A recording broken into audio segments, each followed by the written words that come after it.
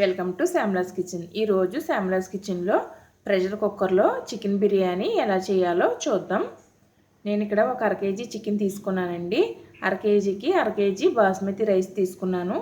ఈ బాస్మతి రైస్ని ఒక అరగంట ముందు మనం శుభ్రంగా కడిగి వాటర్లో నానబెట్టుకుని పెట్టుకోవాలి. ఇప్పుడు స్టవ్ వెలిగించుకుని కుక్కర్ పెట్టుకోవాలండి. కుక్కర్ వేడైన తర్వాత ఆయిల్ వేసుకోవాలి. 4 స్పూన్ల ఆయిల్ వేసుకోవాలి.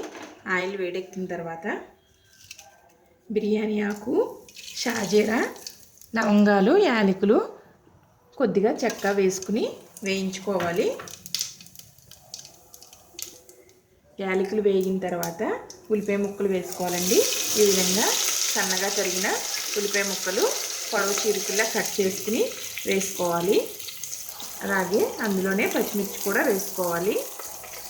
4 పచ్చిమిర్చి అయితే సరిపోతుందండి. ఇంకా స్పైసీగా తింటే ఇంకొక పచ్చిమిర్చి వేసుకోవాలి. ఉల్లిపాయలు బ్రౌన్ కలర్ వచ్చేంత వరకు వేయించుకోవాలండి. ఉల్లిపాయ ముక్కలు ఈ విధంగా వేగిన తర్వాత ఇలా బ్రౌన్ కలర్ రావాలండి. వచ్చిన తర్వాత టమాటా ముక్కలు వేసుకోవాలి. నేను ఇక్కడ మీడియం సైజ్ టమాటాలు 2 వేస్తున్నాను. ఇవి కూడా మెత్తగా మగ్గిపోయేలాగా కాసేపు మగ్గించుకోవాలి. టమాటా ముక్కలు కూడా మగ్గిపోయాయండి. ఇప్పుడు ఇందులో 1 స్పూన్ అల్లం వెల్లుల్లి పేస్ట్ వేసుకోవాలి. పచ్చివాసన పోయేంత వరకు వేయించుకోవాలి. అల్లం వెల్లుల్లి పేస్ట్ వేగిన తర్వాత చికెన్ ముక్కలు వేసుకోవాలండి. నేను ఈ చికెన్ ముక్కల్ని అరగంట సేపు ఉప్పు నీటిలో నానబెట్టి పెట్టుకున్నానండి. ఇప్పుడు అంతా కలిసేలాగా ఒకసారి పైకి కిందకి కలుపుకోవాలి.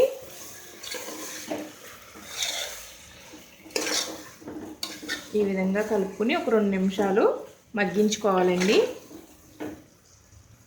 2 నిమిషాలు మగ్గిన తర్వాత రుచికి సరిపడినంత ఉప్పు వేసుకోవాలి.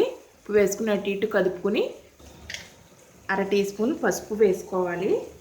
అలాగే 2 స్పూన్లు కారం వేసుకోవాలండి.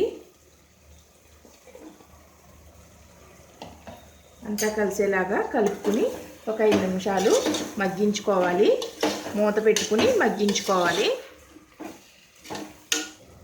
ఈ విధంగా మగ్గిన తర్వాత ఇప్పుడు ఇందులో 1 కప్పు వాటర్ వేసుకుని ఒక 5 నిమిషాలు మీడియం ఫ్లేమ్లో పెట్టుకుని ఉడికించుకోవాలండి.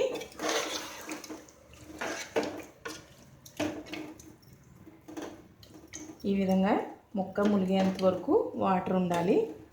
ఒక 5 నిమిషాలు ఉడకనివ్వాలి. మూత పెట్టుకుని ఉడికించుకోవాలి. ఈ విధంగా ఒక 5 నిమిషాలు ఉడికిన తర్వాత ఇందులో 2 స్పూన్లు పెరుగు వేయాలి. అలాగే కొద్దిగా నిమ్మరసం కూడా వేసి మరొక 5 నిమిషాలు ఉడికించాలి. ఈ విధంగా 5 నిమిషాలు ఉడికిన తర్వాత ఇందులో మనకి బిర్యానీకి సరిపడా వాటర్ వేసుకోవాలండి. రైస్కి సరిపడా వాటర్ వేసుకోవాలి. నేను ఈ కప్పుతో 3 కప్పులు అయ్యింది. అర కేజీ బియ్యం 5 కప్పులు వాటర్ వేసుకుంటున్నాను.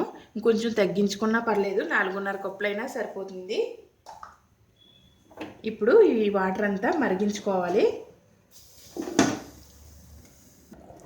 ఇలా వాటర్ మరుగుతున్నప్పుడు ఇందులో గరం మసాలా వేసుకోవాలి. 1 స్పూన్ గరం మసాలా పౌడర్ వేసుకుని అలాగే ఇందులో కొత్తిమీర కూడా వేసుకోవాలి.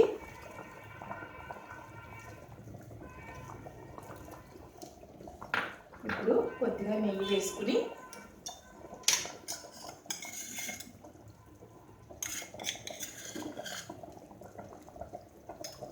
మనం ముందుగా నానబెట్టుకున్న రైస్ని వేసుకోవాలండి. ఇందులోనే ఉప్పు సరిపోయిందో లేదో చూసుకుని మనం రైస్ వేసుకోవాలి.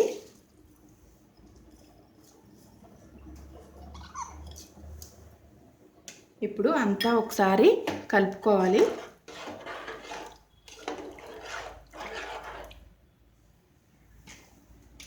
కలుపుకున్న తర్వాత మూత పెట్టుకుని 1 విజిల్ రానివ్వాలండి. 1 విజిల్ వస్తే సరిపోతుంది.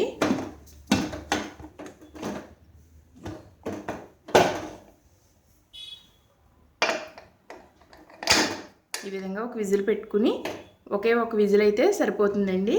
పూర్తిగా చల్లారిన తర్వాత అప్పుడు కుక్కర్ మూత తీసుకోవాలి.